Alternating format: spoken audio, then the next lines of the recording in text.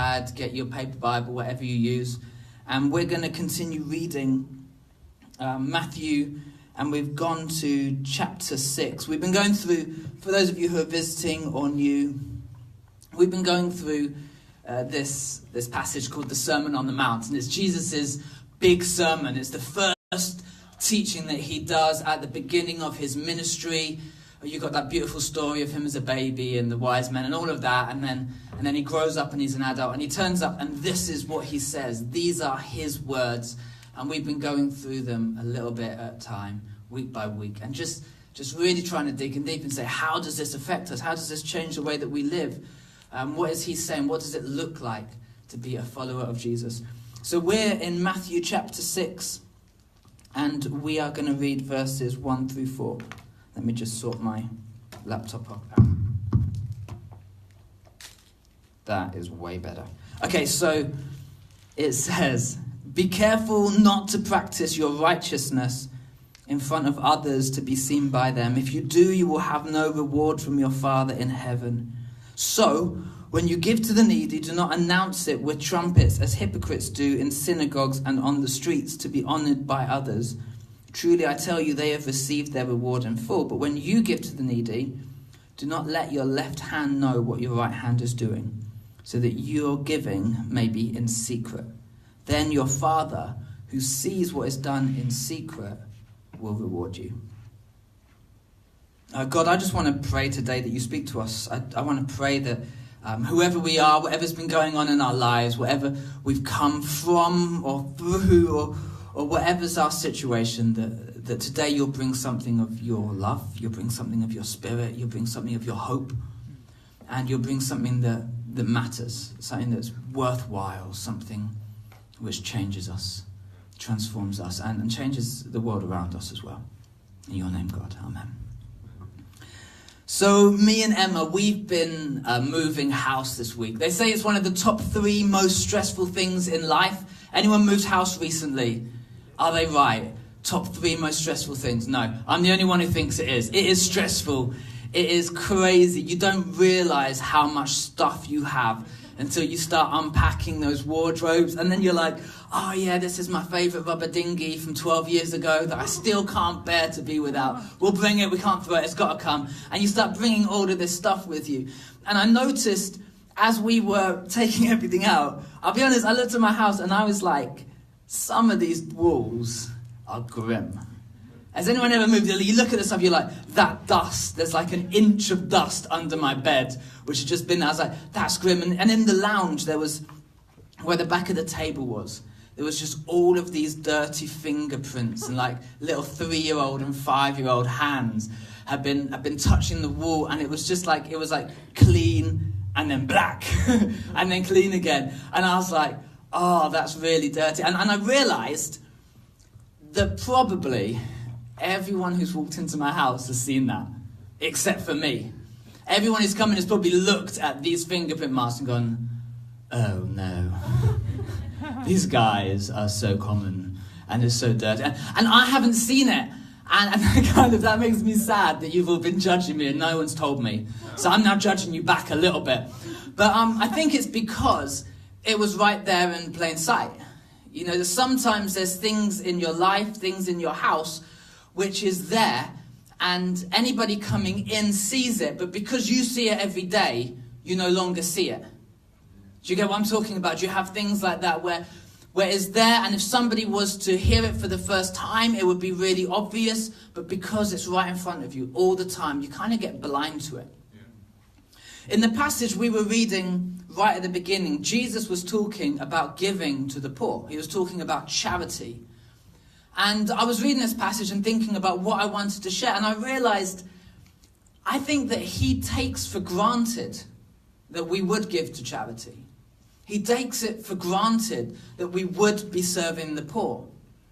And I thought, I think we need to actually today just backtrack a little bit and just look at this whole topic. Because if you read the Bible from start through to finish, you will be surprised at how much it talks about the poor. In fact, I think if you read the Bible for the first time, one of the key themes that will stand out to you above everything else will be this persistent, relentless theme of the importance of giving to the poor.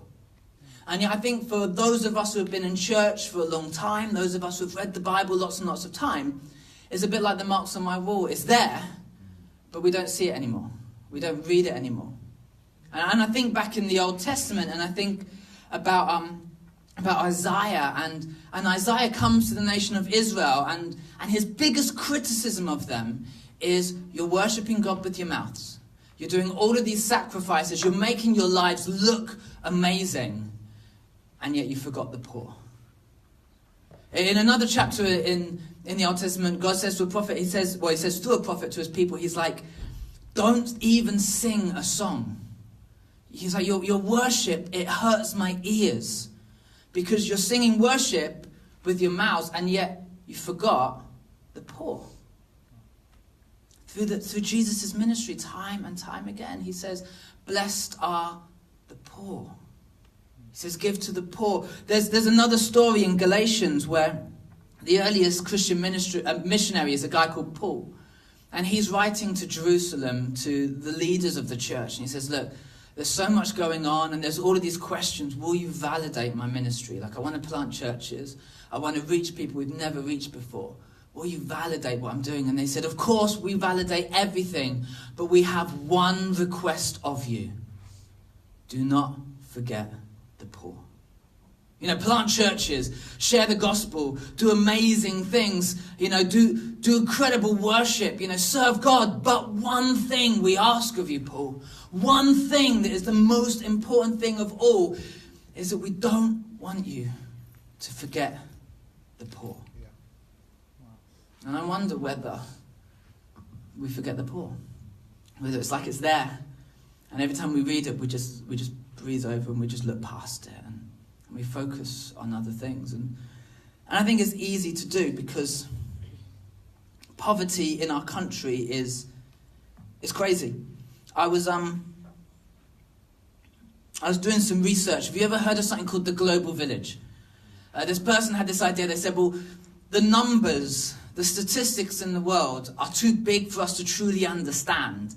So what if we narrowed it down to a size that we could really come to terms with? So he said, imagine the world was 100 people. He said, if the world was 100 people, it would be about 50-50 male to female. But if the world was 100 people, 20 of us would live in a slum. So there's about 50 people in the room? 10 of us sitting here would be living in a slum right now if we represented the world. 10 of us wouldn't even have a home. 10 of us would be completely homeless.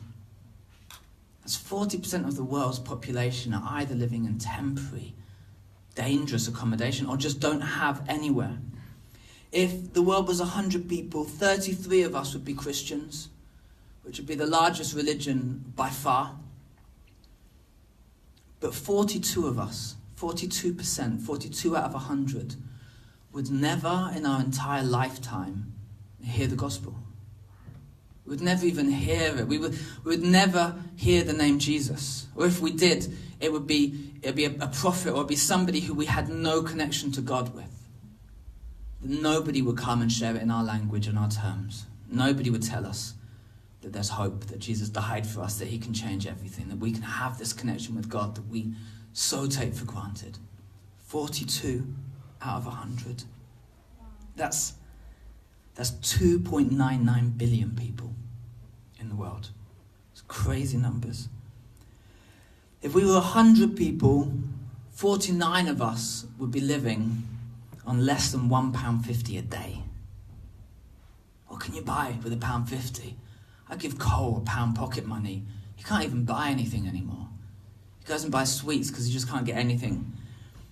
And if we were all children, 50 of us, half of all children in the world live in extreme poverty, where you don't have enough to make ends meet. You don't have enough food, you don't have enough finance, you don't have enough clothes, you don't have enough provision. 50 out of 100 of children in the world.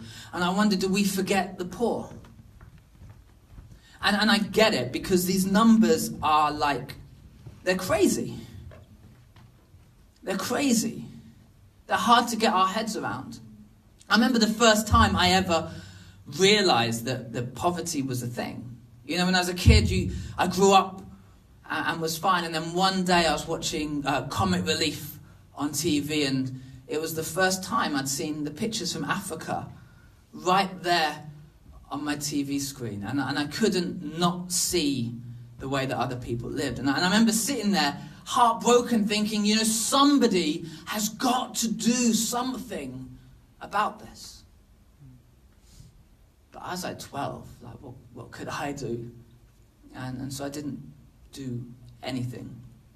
And then I remember years later kind of getting to understand a little bit about politics and how tax and all of that stuff works. And I saw some figures about how much money we spend on defense and on armies and on war and on all of these things. And I was like, how can it be that we spend billions and billions of pounds on this stuff and yet we forget the poor? Somebody has to do something about this. I remember sitting down in the pub and we were talking about it with all of our friends, and we all agreed that this was wrong. And we did nothing. I remember years later walking through the centre of Manchester and seeing all these different people, all these different backgrounds. It was like the whole world had just been plucked up and then placed down in our city. And I thought, this is incredible. People who would have been those statistics, people who would have been those ones who would never have heard the name of Jesus. People whose just lives are struggling, asylum seekers, people who are like financially poor, people who are physically poor, people who are spiritually poor. And I was like, this is incredible. All these people, somebody needs to do something, to share hope, to share something with all of these people. I remember standing there and the need was so raw I could not ignore it. And I did nothing. And time again in my life, I feel like I've seen the poor. It's like they've stood out and I've not been able to look away.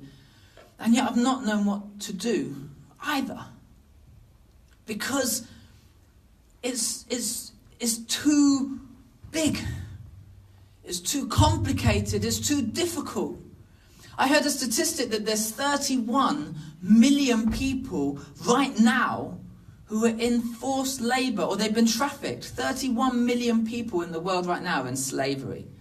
There's more slaves today than there has been ever in history. 31 million. I can't even get my head around that number. That's more than the population of London and Washington, D.C. and Paris and Madrid combined. In slavery. Today. That is insane. Forced labour, child soldiers, sexual exploitation, and it's real and it happens, and we all know it, and we all hear about it, and we all see it, and yet we still forget. And I think it's because there's something about the size of these numbers which is staggering. And it's so much easier to just not have to think about it because it hurts. And I think it's easy to not because they're numbers, and unless you're like a maths geek, we don't really care as much about numbers as we do about other stuff. And we can let numbers go, and that's been the story of my life. And I remember one time I went to Mumbai, and I was in Mumbai, and I went to this really rough area, and I met a girl called Sunny. And I was talking to Sunny, and she told me that she grew up in the countryside outside of Mumbai, and that her dad died. Well, her dad used to beat her, was the beginning of the story. He said her dad used to beat her, and it was awful, and he died, and she was like finally, I'm free of my dad. And then her brother started to abuse her. And she was like, I've got to get away, I've got to run away, there's just nothing I can do, this is the worst. And she spoke to her friend, and her friend said, you know, I've got some connections in the city, and there's a cleaning job, and it's not going to pay you well, it's not going to be glamorous, but it'll be a fresh start. and it'll be something else you can do. And so she was like, amazing, thank you so much. And her friend took her to the city and took her to a brothel and then sold her to a brothel. Just took her in, and she described the day that she woke up and she went to her room and she realized that it was locked. I actually walked around this brothel, and not long before I'd been in the prisons with Matthew Hawthorne. And it reminded me of that because the locks were on the outside of the door. I think there's something intrinsically wrong when the lock is on the outside of the door and not the inside of the door. The control is in someone else. And so she then described men after men after men being sent to her. And she was there for 7 years before somebody came and rescued her. And she was the same age as me. And I remember I was just there and I was just, I'm bawling, I'm a wreck. Because it's no longer a statistic, it's no longer just a story, it's Sonny. And it's a real human, it's a real person who's really standing before me. They said to Paul, there's just one thing we ask you. It's just one request. Do this amazing stuff. Plant churches. Live the best kind of life. Believe in abundance. Believe in blessing. Believe in provision. All of that. But don't forget the poor. Don't forget the poor. And as I've been reading this week, I've just been reflecting on myself, and I forget. I forget because it's just too much. It's too much. And I think it's easier to do nothing than to have to face something which is just overwhelming. And I wonder today whether for us as a church, this is actually God's call to us. That as a church, it's amazing in the cinema. It's amazing we've got reclining seats. Feel free. I'm not going to be offended. Lean back, enjoy them. This is why we have it. It's great that we'll have decent coffee at the end. It's amazing we've got the freedom to go and watch the footy. That Pete can go and buy a television. It's amazing that is even happening. That's phenomenal. And we are blessed. We are blessed. But we're not blessed to be blessed. We're blessed to be a blessing. I heard a story a little while ago. I think it was a made-up story, but it was profound enough. And it's a story of a dad with 2 kids. And one of the kids, for some reason, started to distrust his father. He was really sick, and he had some mental difficulties going on, and then he started to believe that his dad was trying to poison him. And so he stopped eating. And the dad was like, I'm here, I'm good. I'm here, I want to help you. You need to eat or you're going to die. And the kid was like, no, I can't eat. Your food is poison, it's going to kill me. And so the dad was like, what do I do? How am I going to help this kid who is struggling and suffering? How am I going to fix this? And so he started to give his other son a double portion for his lunch, in the hope that that son, who now has twice as much, would share it with his brother. And the son didn't. He was like, amazing, I've got double portion. And so he started eating. So the dad was like, okay, I'm just going to give him even more. So he starts piling his plate with far more food than that son could ever know what to do with. And the son eats and eats and eats, and then he just throws away the rest. And the dad is like, why are you not feeding your brother? What if the reason God has blessed you so much isn't even for you? What if God has given you so much because he wants you to not forget the poor? And we've got so much, and there's those who have so little.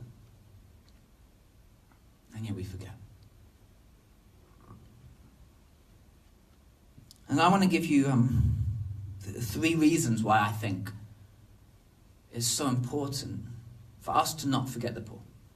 3 reasons. And the first is that I think that charity is giving money. It's generosity. It's not tithing. It's above that. It's being generous and saying, do you know what? I'm just going to be abundantly generous. I'm going to give something. Charity is also action. It's sharing your life. It's being generous with your time. And I believe that charity is love. It's being generous with your goodness. And I believe that the Bible tells us that as a Christian, charity is your proof of life. Charity is your proof of life. A little while ago, I went to a mosque in Didsbury, and I was chatting with this young Muslim guy, and we were having loads of conversation. It was really amazing. And I asked him in the conversation, I said, in Islam, in your faith, do you believe that you're going to go to heaven? When you die, will you go to heaven? And he said, do you know, I don't know. He said, I try and do everything good that I can do. He said, I put in all the work, but it's a little bit like an exam. I can study as much as I can in life, but until I get there, I don't know if I've done enough, or if I'll actually make it, or if I won't, whether my good deeds will weigh enough that I will get to heaven. And I was like, no, it's not like that at all. That isn't how it works at all. I said, because for me, my ability to get into heaven isn't based on what I do. It's not based on my exam mark. It's based on my Father. See, I have a Father, and I said it's a little bit like going to the zoo. I said, I can say with confidence I'm going to the zoo tomorrow, not because I'm able to make myself go to the zoo, but because I trust my Father who is taking me to the zoo. I don't get myself to the zoo, my Father gets me to the zoo. I don't know if you understand the metaphor, but it's what I went with. It was thinking on my feet. But the point was, I was like, I don't believe that where we end up in life is based on what we do. It's based on who we know. That we receive it as a gift. And as I was reflecting on this afterwards, I started to think about a story quite close to the end of the same book that we're reading, Matthew. It's in Matthew 25. And Jesus is talking about when he will come back. And he says, there'll be a time when I come back. And he said, I will divide people. I will divide them like a shepherd divides sheep and goats. And he said, the sheep, he said, they will be the ones who gave to the poor. They will be the ones who clothed the people with no clothes. They will be the ones who fed the people with no food. They will be the ones who visited the prisoners. And he said that those people, when he comes back, he will say to them, welcome. You're my friends. You're my family.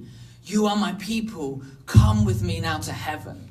And the people will be like, how is it that you have chosen us? And he'll say, I've chosen you because you fed the poor. I've chosen you because you looked after widows. You looked after orphans. You helped the homeless. I've chosen you because you couldn't walk past and you couldn't not respond.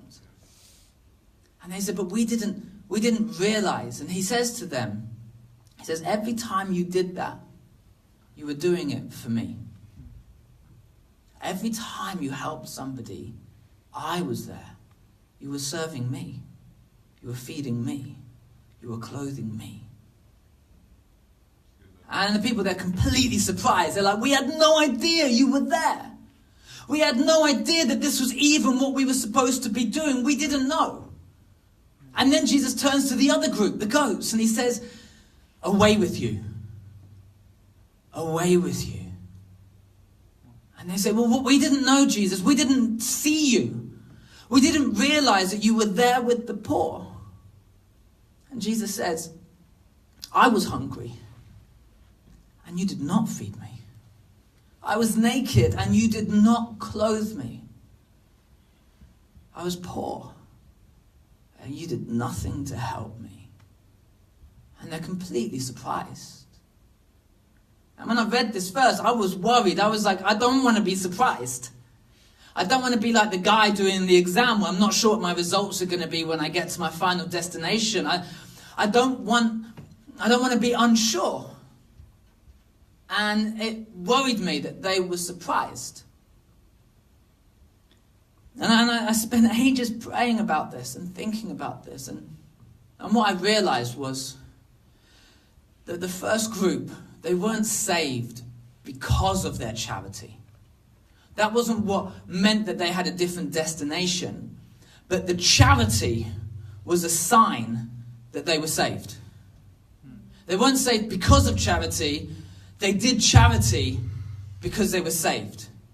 Because they had life inside of them, because love resided in their deepest places, they couldn't help but do charity.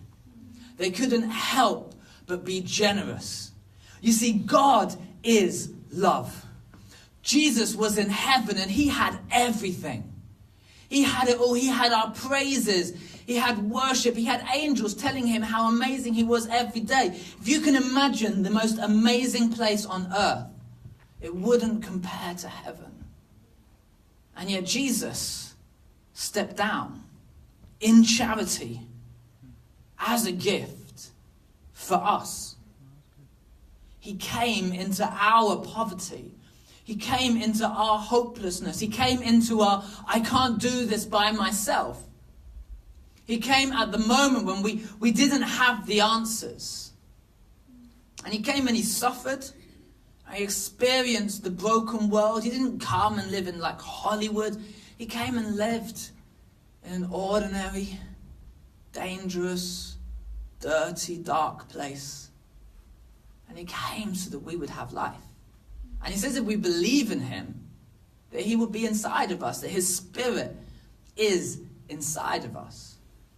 And so if his spirit is inside of you, your actions will start to be of that spirit.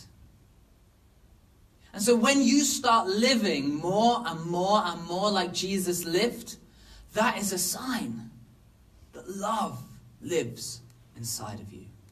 Charity is our proof of life. I've got one of those faces, I think, where I walk down the street and all the charity people just turn and they just look at me.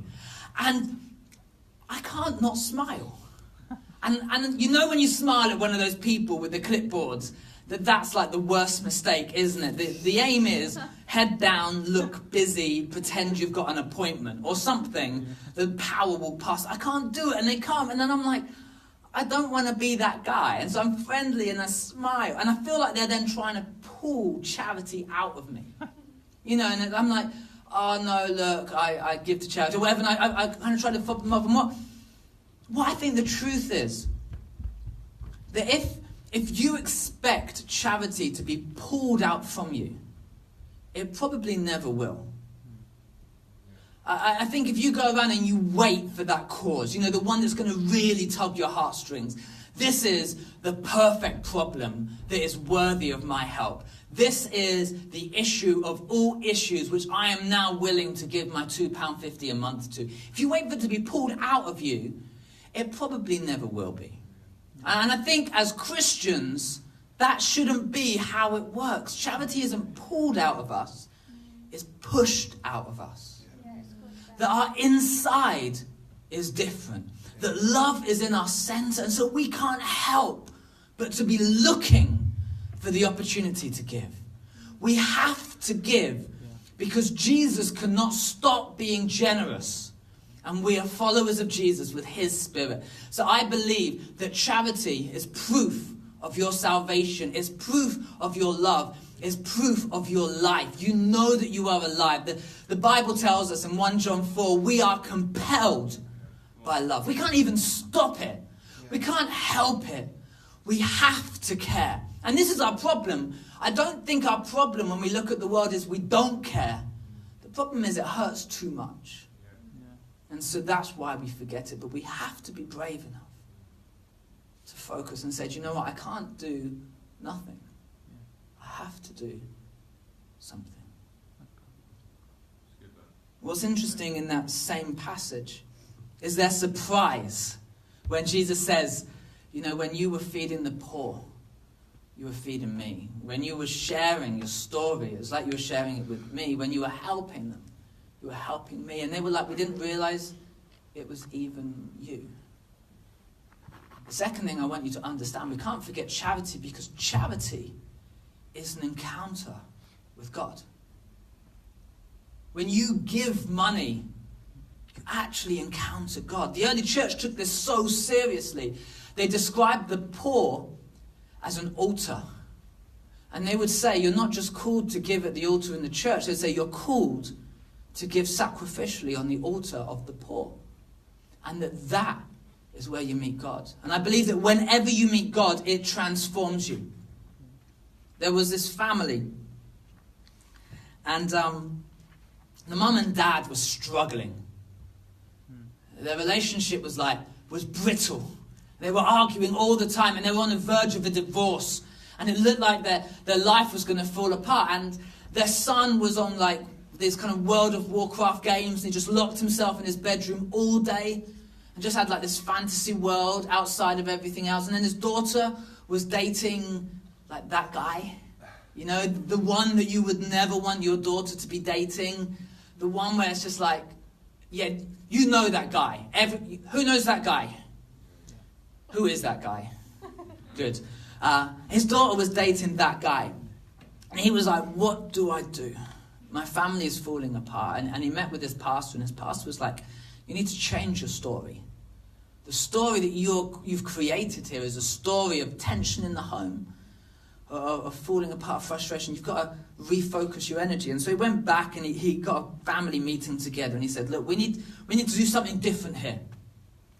And he said, I've done a little bit of research, and I found in South America that there's these kids who live on the street. And he said, statistically, they've got a life expectancy of 2 years. These kids will be dead in 2 years. And he said, I know that we're struggling for money. I know that we've not got it all together. I know that we're just one family. But I found out that all it will take to save these kids is 50 grand. So 50 grand. And he said, I think we could do it. I think as a family, this could be our thing. That we could find 50 grand and we could save these kids' lives. And the family were like, let's do it. Let's help. And the daughter went back to school. And she was a bit of a socialite, and so she gathered all of her friends. She was like, we're going to do a fundraiser, we're going to throw a party, let's get everyone together. The son went online, he started doing all of this research, he set up giving pages, he started looking into the different scenarios. The dad organised a trip out there to meet with the actual kids, and they raised the money, and they saved these kids' lives. But what they also saved was their family. It transformed his entire family. And at the end of it, it was like he was closer to his wife than he'd ever been in his life. His kid, his son, had come out of the room. He was participating in something. He had something worth living for. The daughter apparently turned around to him and was like, I don't even remember what I saw in that guy. They became a family again because their focus had shifted from themselves to the poor. And whenever you focus on the poor, you have an encounter with God, whether you realize it or not. And it changes you. It changes you. I think it opens your eyes to this bigger world. I think that we live in this blinkered world where we just look at the world around us, and it gives you context. I think that when you spend time with the poor, it gives you gratitude. You stop thinking about what I need. You start realizing what I've been given. I think you stop being so selfish and you start being more human. The way that God created us to be. Loving, caring for each other. We start thinking about money differently. We start moving from this is what I have to do with my money to this is what I get to do with my money. You move from, I've just planned this out to I get to be generous. And then when you see God move in you, through you, changing them. I remember going to Africa as a young kid thinking, I'd go and fix a broken world. I don't think we go and fix a broken world. I think that by serving the world, it fixes a broken us. We are the ones who are transformed. It doesn't matter finding the greatest cause. Give, because it will change you. And it will change you for all the right reasons, in all the right ways. You see, We can't forget the poor because it's our proof of life. We can't forget the poor because by giving, it changes us. It's God's plan for your future. And I think the third reason we can't forget the poor is because it creates a solid example of the hope that we all believe in. I think that there's a lot of talk in the church. A lot of talk about salvation, about change, about freedom. A lot of talk about God's plan.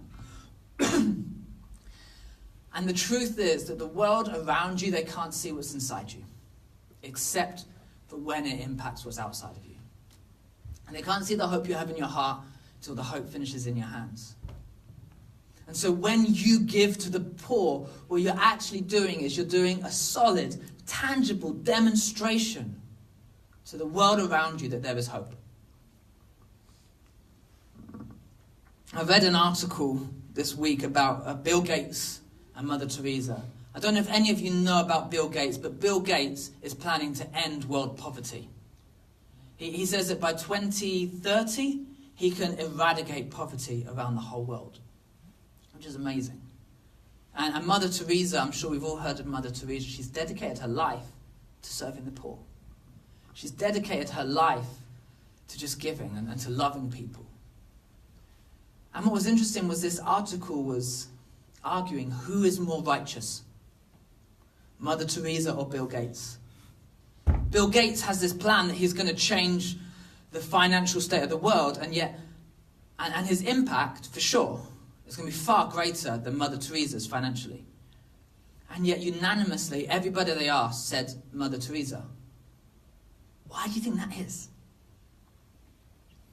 I think it's because charity should affect us. It should change us. We should have to sacrifice something. But I also think that the world wants to believe in goodness and in hope. And I think that Mother Teresa embodies that the change that we need isn't just financial. It has to be deeper than that. It has to be deeper. It's so easy to look at the problems, I think, in the world and see homelessness, see trafficking, see people without water, and yet we never look further up the stream and say, what is the source? And the source of every single social issue in the world is sin. And until we can fix the problem in our hearts, we're going to constantly face the problem that lies all around us. And Mother Teresa is approaching it differently. Because the only thing that can solve the deepest problem is Jesus. It's only when we breathe in Jesus, when we breathe in his love, that we can then breathe it out. We say it every week at the moment, but it says, I know love not because I have loved, but because God loved me first. Until we can solve the problem of the human heart, all of these problems are going to keep reappearing. Because the problem isn't the outside, it's the inside. The problem isn't the external, it's the deepest things inside of us. And yet, when we allow what's deep inside of us outside, other people look at what we say and start to wonder, could this be true? Could it be that there is a better tomorrow? Could it be that the world has a better future than it has a past? Could it be that what these people talk about, that the messages that they share with me, could it be that everything's going to change? And everything that you're doing in your job, be successful in your job. Smash your work. Be amazing. In your family, have an incredible family. Love your wife, love your kids, love your husband, love your brothers and sisters. Share the gospel. Be obedient, worship God. But in everything you do, the one thing I ask of you is that you do not forget the poor.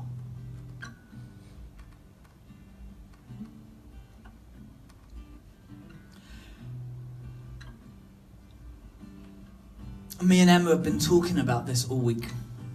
And I've got two announcements that I want to make today.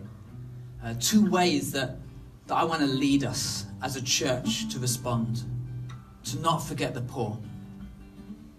And the first is, I want to announce what we're going to be doing all through the summer.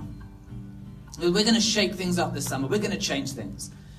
And starting from halfway through July and then all the way through August, we're going to meet here every single Sunday and we're going to have a short service. We're going to worship, we're going to have a little practical talk, and then we're going to go out. And we're going to find things that we can do to serve the poor. We're calling it Soul Action Summer. And for the whole summer, every single week, we're getting out of the church. We don't want to just come and gather as church, we want to go as church. We're going to get out and we're going to divide into two groups.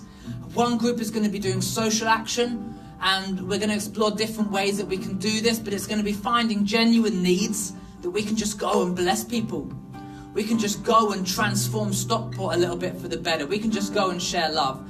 So half of us are going to be doing that, and the other half are going to be going out and we're going to be sharing with people and chatting with people and telling them about Jesus, telling them about how much he changes lives, offering hope, offering an opportunity. And we're going to be doing this every single Sunday. And there's going to be opportunities for everybody, whether you're brand new to faith, whether you're experienced, whether you don't even have a faith. Maybe you're just here, you don't believe in God, but you're part of the community.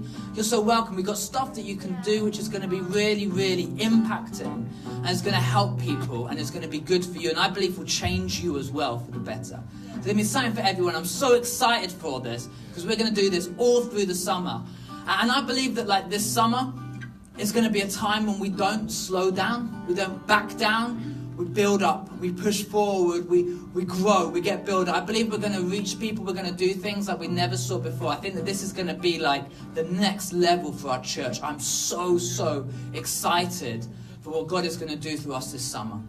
And it's going to be an opportunity for us to do charity with our actions, to actually show people the tangible presence of the church, to show people the love of God through what we do. I've got a friend called Hannah, and she says, sometimes I wish the church would just draw a circle a little bit wider around what it considers to be church. I'm like, what if we just did that? We just drew our circle a little bit wider, started treating people around us a little bit better, sharing love with a few more people. That would be epic. Yeah. That would be amazing. So we're going to do that all through the summer. The second big announcement I want to tell you is that we want to create opportunities for us to give financially, above and beyond our tithes, above and beyond what we give to the church. We want to find opportunities to be generous. And so we are exploring that. And we've been meeting with some of the actual leaders of Compassion as well, and talking with them and saying, what would it look like for a local church in Stockport to create a partnership with a church in another part of the world, where we could actually support a whole community, we could support people who know each other, and we could transform, maybe not the whole world, maybe not a whole city or a whole town, but we could find a group of people where we could make a huge impact. Yeah. And so we're talking about this with them, and I just want you to be thinking about this. I don't have anything too much to say at the moment, but we're going to be launching it probably in a few months. And over the summer, I want you to be praying and thinking and saying, what does this look like for me? How am I not just having love pulled out of me, provoked out of me? How am I pushing love out? How am I being intentional? How am I being thoughtful? Am I allowing what has been given to me to land on someone else's plate? And so we just want to create really an opportunity. Is all it is. It's an opportunity to say, look, if you can't think of any other ways, if you're not sure, this is something we can do together. This is an opportunity for you to be generous. And it's not about blowing trumpets. It's not about one person being amazing. It's not about any of us getting any glory. Jesus in the passage in the sermon says, don't do it so that everybody knows. It's not about everybody else. It's actually about your deepest places being bright. About you being the kind of person who loves, who gives, who cares. And it'll look differently for everybody. It's okay. And different people have different situations, different circumstances. It's okay. It's not about that. It's actually about this. And I believe that when we get our insides right, that'll be the moment we see the world change around us. When our deepest places are made right with God.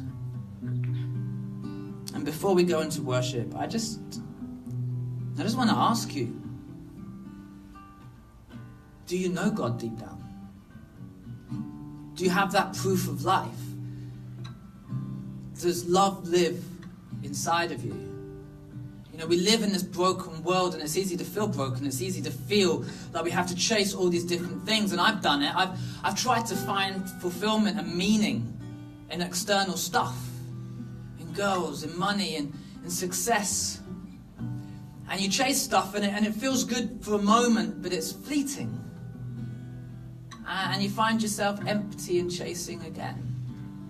And there's only one thing that fills that hole. There's only one thing that actually makes us who we're supposed to be. And that's Jesus. And the Bible tells us that he came from heaven to earth. He steps into our lives. He steps into our world to change our deepest places. The reason we can even talk like this about other people, about charity, is because the love of God has changed us so much that we want every part of our lives to reflect that.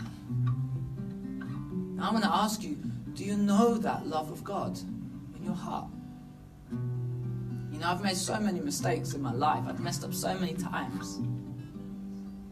And Jesus says, you know, I'll come, I'll forgive it all. So I push it away. He says it's like the east is from the west. It couldn't be further away from you. And he says, I want to create a connection point for you and God. I want to live inside you. I just want to ask everyone to close their eyes. And if you're here and you don't know this, you've never made this decision, and this is a moment for you. And no one's going to look, because it's not about the crowd. It's not about what people think. It's not actually about anybody else today. It's about your personal connection with God. I'm just going to count to 3. And if you want to say today, do you know, I want to change. I want to make a decision. I want to know this. I might not have all the information. I might not have it all sorted out. But I know that I need God. I need forgiveness. I need love. I need life. I need something inside me to be fixed that's broken. And when I say 3, I'm just going to ask you to raise your hand. And somebody's going to come. They'll give you a Bible just as a gift. And I want to pray for you. So 1, God loves you. He loves you with everything you've done. He loves you with everything you are. He loves you so much. He loves you so much that he came from heaven as a man to die for you. 2, we've all messed up. But Jesus' death on the cross is the thing that changes everything. It says in Romans 10:11 that if we believe in our hearts and we say with our mouths, and we're saved. 3, if you want to say today, I want to follow Jesus, I want to change, then just ask you, raise your hand. If you're online and you're watching this, and you can just write a comment, just put my hands raised, and we'll get in touch. And we'd love to pray with you, we'd love to connect with you.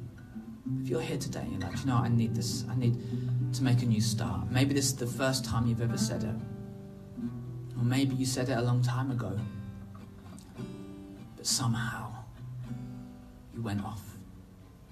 You disappeared. And you want to say, do you know what? Today is a line in the sand. I want to come back. Just wherever you are. Just raise your hand with me right now.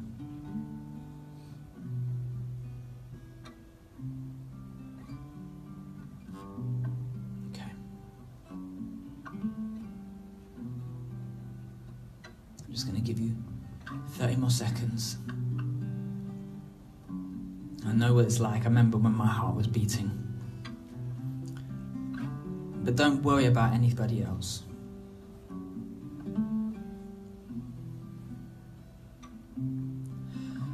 Lord God, I want to pray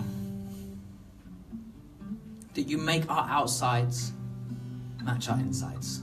That you make our actions match your love. That what you have breathed into us, we will breathe out. That the charity that you have given to us will be the same charity that we give to others. That the blessing that you pour on our lives won't finish with us. Lord, I just want to pray that you will break the dams of our lives. That your love, that your life your blessing will flow. In your name, Jesus, amen. Please stand with me. And let's sing worship, let's sing praise, let's sing joy to a God who doesn't just care about us as individuals, but he sees everyone in the world. And he loves every single person. And he has a plan to transform everyone.